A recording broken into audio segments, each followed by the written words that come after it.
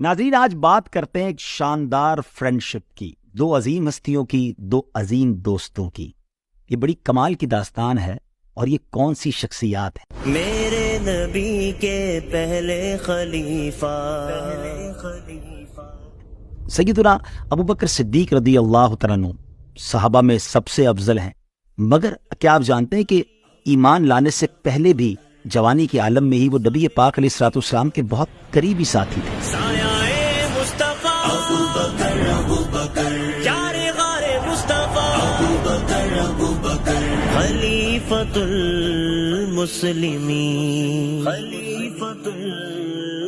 پیارے آقا سے بڑی شاندار ان کی دوستی تھی۔ دوستی کا اندازہ اس بات سے لگائیے کہ بی بی عائشہ صدیقہ رضی اللہ تعالی عنہا فرماتی کہ کوئی دن ایسا نہیں گزرتا تھا کہ جس دن نبی پاک علیہ الصلوۃ والسلام ہمارے گھر تشریف نہ لاتے۔ بت پرستی سے اور غیر خدا کی عبادت کرنے سے سخت نفرت تھی، جاہلیت کی رسموں سے دونوں ہی بیزار تھے، اور پھر جب مزاج ایک جیسا ہو، طبیعت میں شرافت اور نفاست ہو، تو دوستی اور مضبوط ہو جاتی ہے۔ پھر نبی پاک علیہ الصلوۃ والسلام بی بی خدیجہ الکبریٰ رضی اللہ تعالی عنہا سے جب آپ کا نکاح ہوا اور آپ اس علاقے میں رہنے آ گئے جہاں مزید بزنس کمیونٹی کے لوگ رہتے تھے، تو اب محلہ بھی ایک ہو گیا، تو مزید یہ قرب جو ہے وہ بڑھتا چلا گیا۔ اب اعلان نبوت کا وقت قریب آنے لگا، نبی پاک علیہ الصلوۃ والسلام کی عمر مبارک تقریباً 40 سال کے قریب ہونے لگی، تو صدیق اکبر رضی اللہ تعالیٰ عنہ اپنے بزنس ٹرپ پر اپنے ایک خادم کے ساتھ ملک شام کے لیے روانہ ہوئے۔ یہ سفر آپ ویسے بھی کیا کرتے تھے، مگر اس بار سفر میں ایک بڑا ہی خاص واقعہ ہوا۔ ٹریول کے دوران ظاہر ہے کہ کہیں نہ کہیں رہائش کی اور آرام کی ضرورت پڑتی ہے، مگر اس زمانے میں ہوٹلز اور موٹیلز تو نہیں تھے، ایک کلیسا تھا، رات کا وقت تھا، تو آپ نے چاہا کہ اس اندھیری رات میں باہر رہنے سے بہتر ہے کہ اس کے اندر جا کر آرام کر لیا جائے۔ تو اس کلیسا کے دروازے کو کھٹکھٹایا گیا، ایک اندر سے خادم باہر آیا اور اس سے کہا گیا کہ ہمیں اندر یہاں رات گزارنے کی اجازت دی جائے۔ وہاں پر ایک راہب ہوتا تھا جو ان کا اس زمانے کا پادری آپ سمجھ لیجئے، جو خادم تھا، اس نے کہا کہ ہمارے یہاں رات گزارنے کی اجازت نہیں ہوتی، ہمارے راہب صاحب جو ہیں، ہمارے جو چیف ہیں، ان کی بڑی عجیب سی شرط ہے کہ یہاں رات وہی گزار سکتا ہے جس نے کبھی کوئی گناہ نہ کیا ہو، کبھی کوئی خطا نہ کی ہو۔ تو اب حضرت ابو بکر صدیق رضی اللہ تعالیٰ عنہ بڑے حیران ہوئے، اور آپ نے کہا کہ یہ تمہارا جو آقا ہے یا جو چیف ہے اس علاقے کا یا اس پوری عبادت گاہ کا، وہ یہ کیسے جان لیتا ہے کہ کس نے غلط کام کیا یا نہیں کیا؟ اس نے کہا وہ کسی کے گناہوں کو بھانپ لیتا ہے، کسی کی خطاؤں کو بھانپ لیتا ہے، تو اگر بندے نے گناہ نہیں کیا تو وہ بھی اسے پتہ چل جاتا ہے۔ بہرحال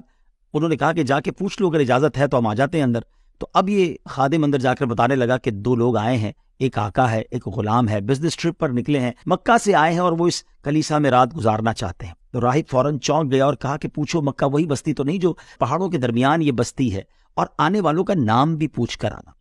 تو یہ جب واپس آیا خادم اور آ کر پوچھتا ہے کہ آپ مکہ سے آئے، کیا مکہ کی ڈائمینشنز ایسی ہی ہیں؟ انہوں نے کہا جی ہاں، مکہ بالکل پہاڑوں کے درمیان ہے۔ کہا آپ کا نام کیا ہے؟ سیدنا ابو بکر صدیق رضی اللہ تعالیٰ عنہ، یاد رہے ابھی وہ آپ ایمان نہیں لائے، تو آپ نے کہا کہ میرا نام ابو بکر ہے۔ اس خادم نے جا کر جب اس گرجا گھر کے چیف کو جا کر بتایا کہ باہر جو لوگ آئے ہیں ان میں ایک کا نام ابو بکر ہے، تو وہ چونک گئے اور فوراً کہا کہ ان کو لے کر آؤ، لیکن ایک کام کرو، آنے سے پہلے ان کے والد کا نام بھی پوچھ کر آؤ۔ وہ بندہ پھر واپس آیا، کہا آپ کے والد کا نام بتائیں۔ والد کا نام ابو قحافہ ہے۔ جیسے ہی جا کر اندر نام بتایا گیا تو اب وہ شخص چونک گیا اور بہت زیادہ احترام کے ساتھ کہا کہ ان کو اندر لائیں۔ جب سیدنا صدیق اکبر رضی اللہ تعالیٰ عنہ اپنے خادم کے ساتھ اس راہب کے سامنے جاتے ہیں تو وہ راہب بڑا حیران، بڑی جس کو کہیں کہ عقیدت کے ساتھ صدیق اکبر رضی اللہ تعالیٰ عنہ کا دیدار کر رہا ہے، اور وہ اپنی کتابوں کے ورق پلٹتا جا رہا ہے اور آپ کے چہرے کو دیکھتا جا رہا ہے، کبھی دائیں کبھی بائیں، اور پھر آخر میں کہتا ہے کہ حضور ایک کام کریں، اپنی انگلیاں یا اپنی ہتھیلی میرے سامنے لائیں۔ جیسے ہی صدیق اکبر رضی اللہ تعالیٰ عنہ ایک ہتھیلی اس کے سامنے آتی ہے تو فوراً اس نے ان کے ہاتھوں کو بوسہ دیا اور کہا کہ کیا میں آپ کو امیر المومنین حضرت ابو بکر کے نام سے پکار سکتا ہوں؟ اب صدیق اکبر رضی اللہ تعالیٰ عنہ اس زمانے میں یہ باتیں آپ کے لیے بالکل نہیں تھیں، آپ چونک بھی گئے، تھوڑا سا ناراض بھی ہوئے کہ مجھے تو سمجھ نہیں آ رہی آپ میرے ساتھ کیا کر رہے ہیں، کبھی آپ میرا نام پوچھتے ہیں، کبھی میرے والد کا نام پوچھتے ہیں، کبھی اپنی کتابوں کو دیکھ کر میرے چہرے کو دیکھتے ہیں، اور اب آپ ایسے نام سے مجھے پکارنے کی کوشش کر رہے ہیں کہ جس نام سے کبھی میرے والد نے بھی مجھے نہیں پکارا۔ اللہ اکبر۔ وہ راہب کہتا ہے کہ تم نہیں جانتے تمہیں کتنی بڑی سعادت ملنے والی ہے، جو کتابوں کا علم مجھے بتاتا ہے کہ آپ ہی وہ ہستی ہیں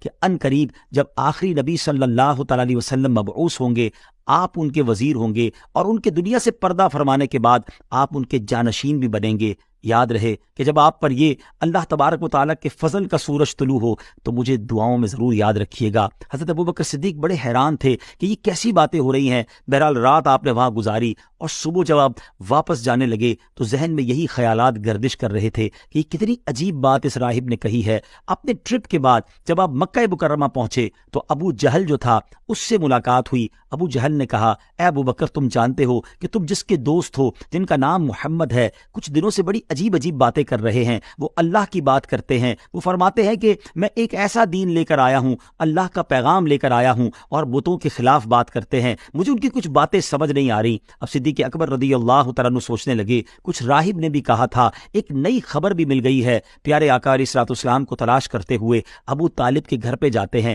نبی پاک علیہ الصلوۃ والسلام ایک جگہ ملتے ہیں، میرے آقا علیہ الصلوۃ والسلام کے چہرے پہ مسکراہٹ ہے اور شاندار انداز سے سیدنا ابوبکر صدیق کا استقبال کرتے ہوئے فرماتے ہیں، اے ابو بکر، تمہیں اللہ کا آخری نبی اللہ کی طرف بلا رہا ہے، اسلام کی دعوت پیش کرتا ہے، اے ابو بکر تم سبقت لے جانے میں پیچھے نہ رہنا۔ ابو بکر صدیق رضی اللہ تعالیٰ عنہ پہلے بھی کچھ سن کر آئے تھے، اور اب نبی پاک نے جب یہ اعلان کیا تو آپ نے کہا کہ حضور، میں نے اب تک تو یہ پڑھا ہے اور سنا ہے کہ جو اللہ کے نبی ہوتے ہیں ان کے پاس کچھ نشانیاں بھی ہوتی ہیں، اگر آپ بھی مجھے کچھ نشانی بتا دیں تو دل کو کچھ اور سکون مل جائے گا۔ اللہ اکبر۔ میرے آقا علیہ الصلوۃ والسلام نے مسکرا کر فرمایا، اے ابو بکر، کیا راہب کی باتیں بھول گئے؟ کلیسا کے اندر جو تمہیں اس نے پڑھ کر سنایا تھا، کیا یہ نشانی کافی نہیں ہے؟ اللہ اکبر۔ صدیق اکبر رضی اللہ تعالیٰ عنہ حیران ہو گئے کہ جو نبی ہزاروں میل دور اور پردے میں ہونے والی بات آج مجھے بتا رہا ہے، یقیناً یہ اللہ کے نبی ہیں۔ آپ نے فوراً کلمہ پڑھا، آپ مسلمان ہو گئے، اور سبحان اللہ، سب سے پہلے ایمان لانے والے مردوں میں